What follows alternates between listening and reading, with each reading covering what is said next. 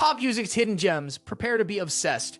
Bridging the gap between contemporary R&B and classical-informed Baroque pop, this strange and bewitching debut, proof that sometimes major labels can still offer refuges for outsiders, makes it into our list of the best underrated albums from this year. How the hell has Kelsey Lou's debut album ended up released on a major label? You look at the other names that appear on Columbia Records' roster, Little Mix, Bob Dylan, Adele, Daft Punk, Beyoncé, and wonder if it's not just a clerical error. Even the more left-field artists on there, like sometime collaborator Solange, Rosalia, the internet, or French electronic musician Gis Afelstein, aren't as far out as the North Carolina-born singer/producer. Without a doubt, Blood is not major label stuff. Perhaps Columbia were sold on Due West exactly the kind of top 40 reaching single that suggests a potent scintilla of artful composition. There are cost-setting strains of violin and potentially cello, both instruments Lou mastered in her childhood years, but not much.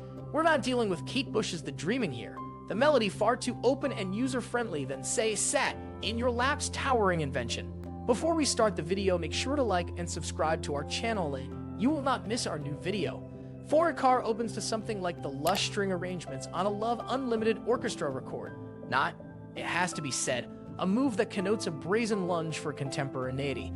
Unlike Lou's superbly modern, choppy vocal cadence, the kind of thing you hear rappers and breathily voiced female indie singer-songwriters always attempting, but reduces their prominent, possibly flashy leading role until it all sounds like a distraction, an incongruous element that's not part of the scenery.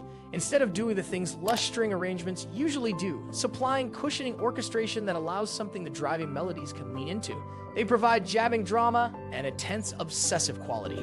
Nobody else in pop music is making anything like the material collected on Blood.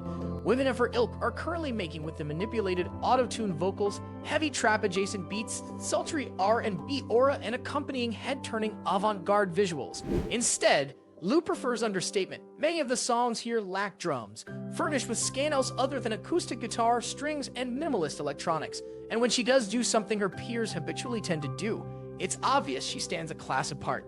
There's hardly a shortage of adoring, faithful cover versions of the 10-seat classic I'm Not in Love, but when Lou gives it a go, the outcome is genuinely discombobulating. Somehow even dreamier and woozier than the original, its mood of slightly arsey bitterness and romantic self-denial compounded by delicate sonic touches, a muffled heartbeat, incidentally the song's only anchor, ghostly background vocals that sound fragmented and delayed, twinkling electronics that might be one of those enormous modular synthesizers left to trill prettily by itself like an errant music box, more yawning cello, allowed to unfurl luxuriously across 7 alternately blissful and disconcerting minutes. She hasn't done the standard thing that typically attends modern-day covers of I'm Not in Love, refraining from lazily turning up the reverb. There are an abundance of moments like that here, moments where you're simply in awe. You wonder what it is that's led someone to think this is how pop music should sound, and grateful that it has. As a result, your head suddenly begins to swell with questions. Who on earth decides to write a groovy song about art forgery, as on Poor Fake's slanted take on sadish sophistopop? Who are the central characters? A pair of opposites attract soulmates who meet at art school during the 1960s, vividly painted on the seductive opening track Rebel. And what is the fate of the bloke who realizes he's nothing but a number, then gets thrown in the back? The back of what? Why does Atlantic Snake the way it does, to kind of open, identifiable chorus befitting of a top 40 reaching major label artist overturned in favor of something more slippery and off-kilter? These, it's worth noting, are the sorts of questions a debut album from an exciting new artist should be provoking. There's something enjoyably puzzling about Blood, the sense that it exists in its own world, where conventional rules don't apply, alloyed with a feeling that, like her contemporaries Blood Orange, Frank Ocean, or Solange, Lou is expanding the remit of what's expected from a black recording artist.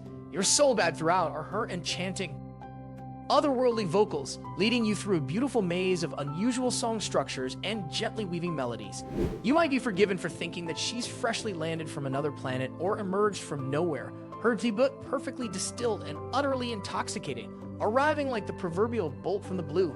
That's very much not the case, having worked with everyone from Kalela and Sampha to Florence and the Machine and Devonta Hines, collaborated with Ono Tricks Point Never, both live and on record, and had her 2016 EP Church produced by former Chairlift member Patrick Wimberly.